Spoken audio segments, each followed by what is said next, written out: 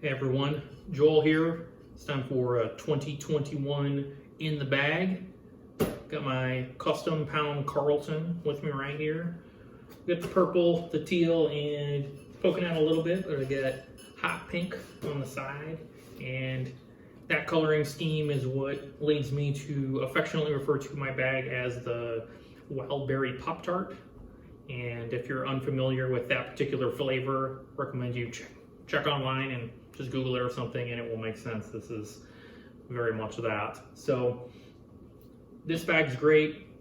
Carltons are pretty unique. I use it primarily because the large center pocket that goes all the way down is really great for jackets and a bunch of layers and things like that.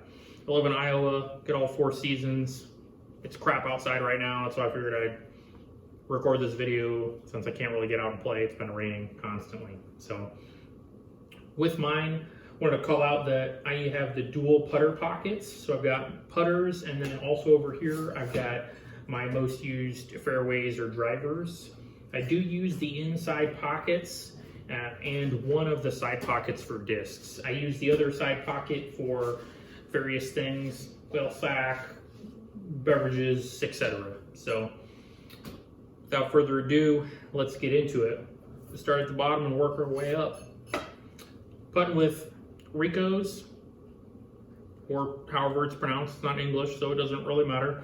I switched from Deputies, I was using for a long time, wanted something with a little bit more stability. So I've got a K3 kind of base, and this is my go-to putting putter, but I also do occasionally putt with the K1. It's a little more stable and it holds up a little bit better in the wind. So don't think too badly of me for putting with premiums. Deal with it. Moving on, we got the sole. So this is in the approach category and pretty understable, not a lot of fade. I find it to be really handy. It's, not quite a mid, not quite a putter, right in that kind of in-between spot. So if it's outside of my range for throwing a putter for the approach and, not quite mid-distance and I need to hyzer around something or whatever, pretty much only throw this backhand. This one is really lightweight. It's like 168 or something. It's in Z-line. I love this one because I just have the touch with it. It's the first one that I got, but I have run into some challenges with it, especially in the wind, or if I'm trying to throw a flatter shot, right, it's going to turn over because it's really light. So I have this second one.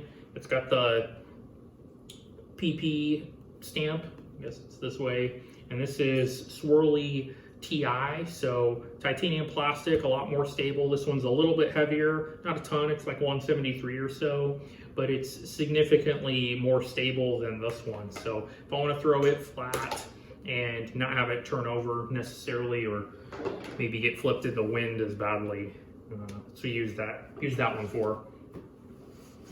And then in the overstable approach shot category, I've got the Zone, and I've got 2 of these as well. It's a pretty common theme. I have 2 of almost everything in my bag. I've got Crystal Flex. This one is pretty handy. I've had it in my bag a while. It's not super beat or anything. So it's just my go-to, primarily like forehand flick approach shots. But then I also have a Sparkle Z, and this one, I would say it's got a little bit more give than your typical Z line, but nothing major.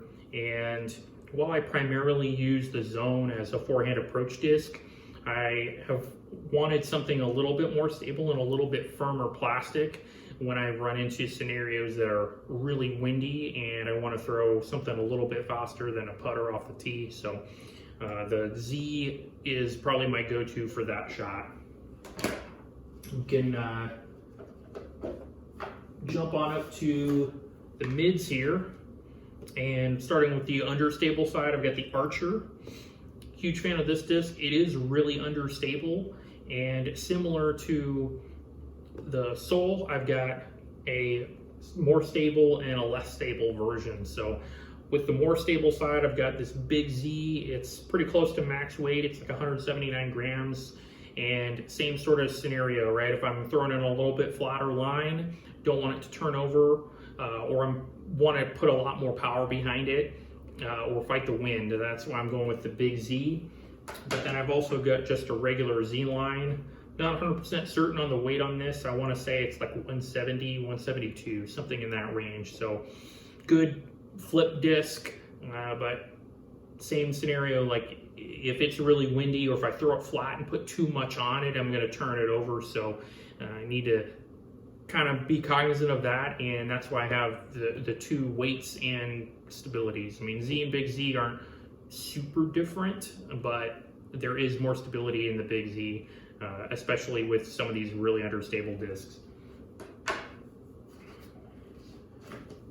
Then for the neutral, I only have one of these actually, and it's a Champion Mako 3. It does match kind of the color scheme of my bag, so really pumped to track one of these down. And big thanks to everybody who recommended the Mako 3 to me for a more neutral mid. I'm not a fan of the concave shape of like a Buzz rim. I mean, I obviously have some discs that have that, but nothing really that pronounced. And so this more flat angled rim is really comfortable. And anytime there's, maybe moderate wind, or I just want a really straight shot and not a ton of finish, the Mako 3 is my go-to. I don't throw it a ton because it kind of falls into that mid-range category of mid-ranges, I suppose. And it's pretty new. I've only recently started bagging them, so hopefully it'll get more use.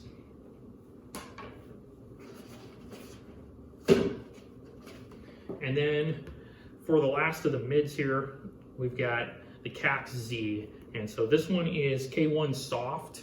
And the soft plastics, aside from playing in colder weather, they're really handy for some of those tight gap wooded shots, because the gummy plastic, you hit something with this and it's going to absorb a lot of that impact, as opposed to just rocketing off, off the fairway into no man's land, and then you got to scramble and there you go, you're totally boned. So we got a K1 Soft, formerly K2 of those, and since it's got a pretty sharp rim and it's kind of a in-between disc, I also have another one that I throw off the tee quite a bit, and it's primarily a forehand disc for me, but since I've started to work on my backhand a lot more, I do occasionally throw it as backhand, and that's one of the main reasons that I'm throwing the Cax Z as opposed to the regular Cax. And I love the regular Cax, but the slightly less stable version, which is the Z, I find to be a little bit more manageable for my backhand personally. And so I like to have that option and that versatility. I would love to say that I don't exclusively throw a disc one style or the other, but it's just easier, right, to throw some overstable discs forehand versus really understable discs. And I can do it, but you also have to take into consideration the wind a lot more. So that was my main reasoning for switching to the Z versus the regular. Now on to fairways, although this is I probably only have the one mold in my bag that really constitutes as a fairway driver, unless you count the Cax Z, and that's the Leopard 3. And I actually bagged 4 of these. It's stability primarily, the difference there, and also weight a little bit. So got a Champ, once again, color scheme match, pretty handy. Yeah, this one's 167. It's pretty fresh. I got it sometime late last year, but it's the winter, so I haven't been able to really use it quite as much. So I'm still breaking this one in. And then similarly, I've got another one. This one is about the same weight, also in Champ, but I've had this one for 3 or 4 years now, so it's a lot more beat in and flippier than the other ones. A lot of people who throw Innova know that Champ takes a long time to beat in, and the numbers don't really match a lot of discs. especially when they're in Champion right out of the gate. So this one, go to a lot of times off the tee. It's great. And then for some kind of different varieties here, I've got this Star, and this one is actually really lightweight. It's 163. So this one is kind of an all-arounder, right? I can throw it forehand because it's really fresh. It's pretty stable still, and you know, if I want to try to get some maybe big ante distance given the weight or tailwind or something like that, right? So this one's kind of handy, but same problem. It's pretty light, so when there's big wind, bust out this guy. And this is Ohn Scoggins Tour Series Halo, and this one's 175. So I personally prefer a little bit lighter weight discs. Nothing crazy, but right around 168, 170 range for my drivers. But there's definitely a time and a place, especially in wind, when those max weight drivers really add benefit. So, and then moving on up to these 9 speeds here. This is the Insanity, and this particular one is in Neutron, and it's got this super gnarly chunk out of the rim. I hit a tree like right off the tee, maybe 10 feet off the tee the other day. Massive chunk out of it. Benefit of it being a gyro disc is that it totally still flies fine. You know, it didn't warp the crap out of the plate or anything like that, so that's pretty handy. This one's 172. Once again, a little bit on that lighter side. It's got some give, which I enjoy, but it's nothing super squishy. So I've been throwing this guy a lot. It's just a little bit more stable than some of my other drivers, so that's pretty handy, especially for, you know, tunnel shots and things like that. Same pattern. We've got a more stable version here. This is in Proton, and this one's actually pretty fresh. I don't really throw too much. It's 175, so it's a little bit harder for me to manage any sort of reliable distance at it. I mean, I really pull it out when there's wind. Also in the 9-speed category here, we get the more overstable 9-speed. So rolling with the Kastaplast Stahl, and kind of similar. These are actually both in the relatively similar stability ranges, I'd say. We've got a pretty lightweight one, which is 168 in K1, and this is still needs a way to go to beat in. It's been bagged for a while, but I don't necessarily throw it a ton. I've been trying to work on my backhand mostly with slightly lower speed discs like the Leopard 3, and I bag a lot more of them. So I generally grab those first unless, you know, there's wind or things like that.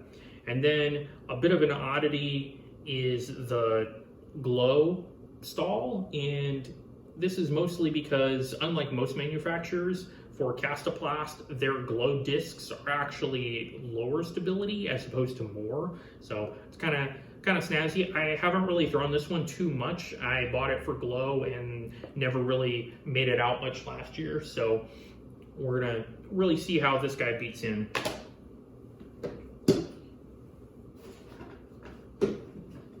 Moving on to kind of what I would consider my max distance driver, and that's the Avenger SS.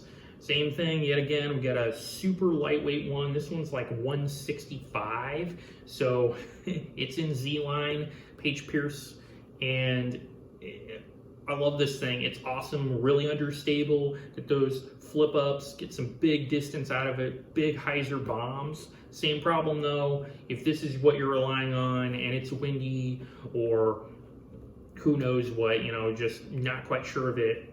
We've got the 2021 Ledgestone Tour Series, and this one's 175. So I find it to be a little bit domier, but same relative premise, right? So put those on hyzer.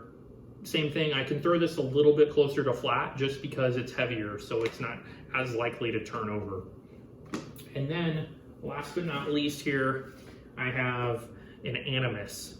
And this is Auraplastic 168. And this thing is a beast for cutting through the wind.